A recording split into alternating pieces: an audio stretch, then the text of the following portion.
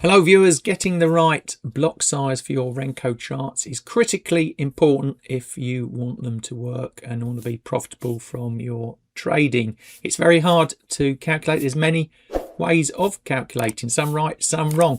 And I've been working behind the scenes to come up with a whole new way of calculating the Renko block size that I think is really simple, straightforward. I've built a tool around it as well. And if you stay with the video, I'm going to show you how you can get your hands on that too. So with that, let me take you through the methodology, the thinking and the tool, and you can see and judge it for yourself. So let's get into it.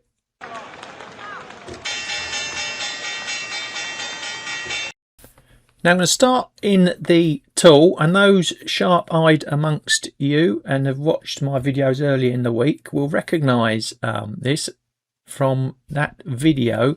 So this is where I suppose the assumptions, the background to the block sizing calculator comes from. Now that video coming up on the screen now, I'll put a link to that if you want to watch that right at the end of this video.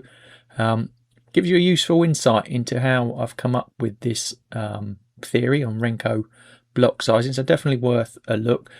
But the methodology behind it, like I say, is based around that, and it's all about options trading and time horizons. So that's where we've really got to start. Now, if the market you're looking at or trading has got options on it, then there's a good chance that this will work for that. Whether it's FX, crypto, commodities, stocks, indices, it can work very well across the board.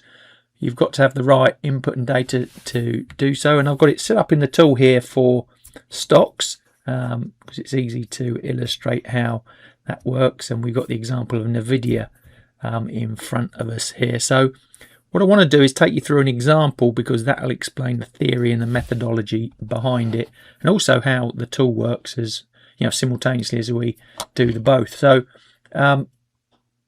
we've got our trade here. We're trading Nvidia, and we know from our trading that the time horizon on our typical trade is, say for this one, is 16 days. Now, making that up, it might be 3 days, it might be 30 days, it might be 100, it might be 2, whatever, it might be the same day. It doesn't matter, it's just for this example. So we've got the days that we want to use. Now, where we head next is the options world, and we want the straddle strategy, and what we need is the at the money, and we take the premium for that. And that premium gets divided by the the current price, and that gives us an expected move over that time horizon. So you can see there for Nvidia, our 16-day trade is going to be about $10–11, and that's a plus minus 6% move. That in itself is a really powerful bit of kit. But what I thought is, well, if you know what your time horizon is on the trade, then we can focus in on the volatility and the block size, which again, getting the right block size, you definitely need to factor in volatility to that. Then this approach can then give you a more refined block size on your actual strategy approach. And I've also, as you can see down the side, you've got the inputs of the days to expiries, and you can make that as high or low as you want, but also your strategy intent, fast tactical, balanced swing, slow positional. So we can create a block size that fits that strategy that you're trading.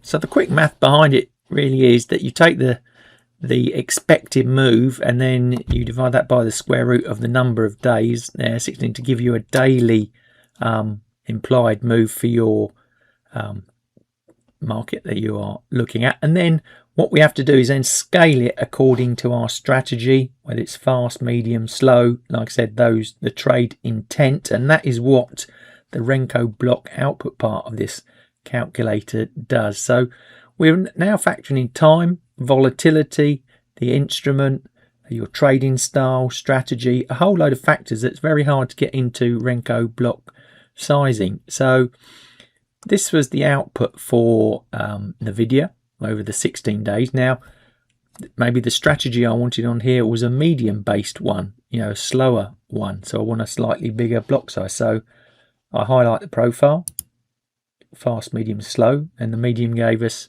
a block size of 50 cents. I back tested it, it works very well. So, but just say I wanted a faster one. I click on that and it will then update, and the faster block size it's recommending 30 cents. But then I've got some other input variables. I can change the strategy to maybe a slow positional,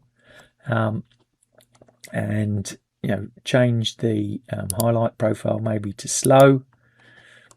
And as you can see, all the time the block size is adapting to these inputs, and you can calculate a percentage of the base expected move as well into that to refine it even further. So there's a lot of variables you can get into there. If we took the time horizon down to say 1 week, for example, we want it fast and tactical. You've got also, I didn't mention there, block sizing base, term adjusted daily move, total premium fraction, or you can have the daily implied move, which is recommended for 0 days to expiry, for example.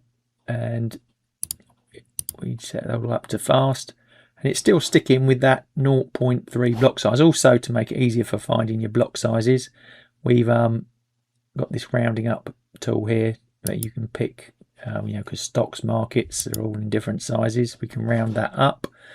And then we've got our Renko profiles as well, if you want to take a quick look of what they look like, expected bricks per day, the final block size in the different profiles, the raw blocks, how it's come up with that calculation, the quality of it, fast, balanced, slow. So I think I've got a good all-round tool to calculate this new way to get to the right block size. Now, it's called the Alpaca Straddle expected move Renko Block Sizer because I've focused it to Alpaca. So that allows me to get stock information, ETF information, options information, but I could do it to Data Bento and get futures information. So you get FX, crypto, commodities futures in there. You could do it via another API, say if you had a broker like IBKR, for example, patch in the feeds that you need to make it work. But for example, here I can pick any one of 500 stocks, on the S&P. I put in the S&P 500 there. So sport for choice there, and ETFs on top of that as well. So once you've got it set up, it's a really systematic way of coming up with the right block size, and that is very important for your trading. Now, you can also use this just as an options trading tool. You can now got an expected implied move. You've got the right block size. So now we're adding options and Renko together. So there's another avenue, way to take it. And also in the tool, I've got a rules guide, so how you can, what it all means, how it works. It's all on that page there. So I hope you can see that this is quite a nifty little way of coming up with the block size very quickly, in a more objective way, which is very tricky to do. And I also say, once you've done the calculations, I wouldn't just raw go into using the block sizes. Always do the back testing, probably stress testing first on your strategy idea. This is getting you to the right block size, and that's just one part of the bigger piece of the trading jigsaw. So that's the theory, the methodology, the tool.